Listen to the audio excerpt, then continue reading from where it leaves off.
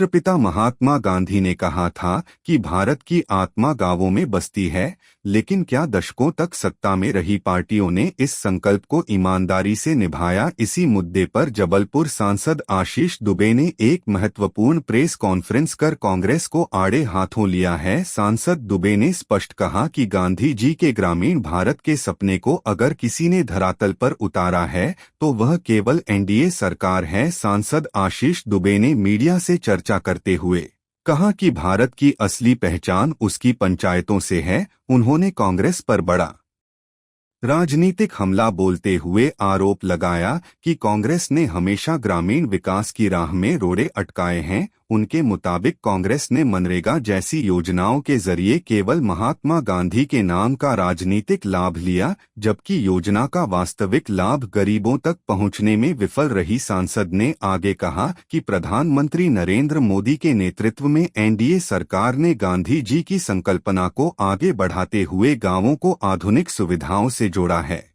उन्होंने जोर देकर कहा कि अंत्योदय के सिद्धांत पर चलते हुए आज समाज के सबसे पिछड़े व्यक्ति तक विकास की किरण पहुंच रही है, चाहे वह पंचायतों का डिजिटलीकरण हो या बुनियादी ढांचा। वर्तमान सरकार ने केवल नाम का प्रयोग नहीं बल्कि धरातल पर विस्तार किया है। सांसद ने अपने संबोधन के अंत में यह भी स्पष्ट किया कि कांग्रेस की नीतियां हमेशा विरोध की रही हैं, जबकि एनडीए सरकार पंचायतों को सशक्त बनाकर आत्मनिर्भर भारत का मार्ग प्रशस्त कर रही है।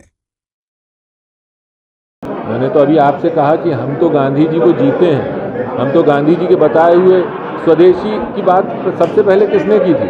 गांधी जी ने की थी। पूर्ण स्वराज की बात की थी।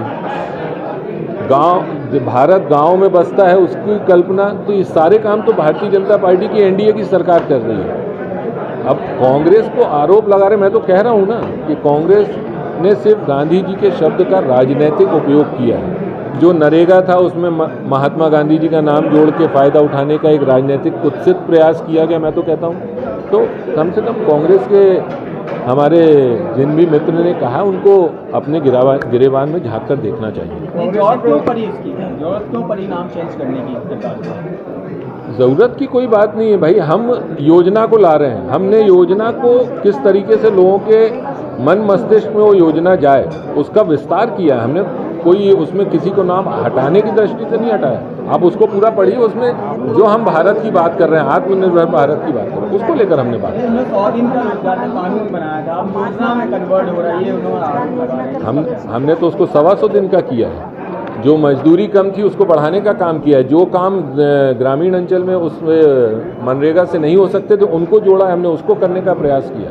आप उसको जब आप ये सारे कागज़ मिलेंगे आप एक बार उसको देखिए तो तब आप उसको समझ पाएंगे कि क्या। कांग्रेस की प्रवक्ता रागिनी नायक आई थी जो उन्होंने कहा कि भाजपा और नरेंद्र मोदी महात्मा गांधी नेहरू पद पर नहीं पहुंच पा रहे, एड़ी उठाने की बजाय वो नाम बदल रहा है। सॉरी, रागिनी नायक कांग्रेस की प्रवक्ता आई थी जो उन्होंने कहा कि एड़ी उठाने के बाद भी कद तक नहीं पहुंच पा रहे महात्मा गांधी नेहरू को, इसलिए नाम बदलने की योजना चला रहे हैं। भारतीय जनता पार्टी ने कभी ये प्रयास ही नहीं किया कि हम गांधी जी की बराबरी पर जाएं। वो तो हमारे आराध्य हैं, हम तो उनको अपना आदर्श मानकर आज राष्ट्र सेवा कर रहे हैं। हमारी विचार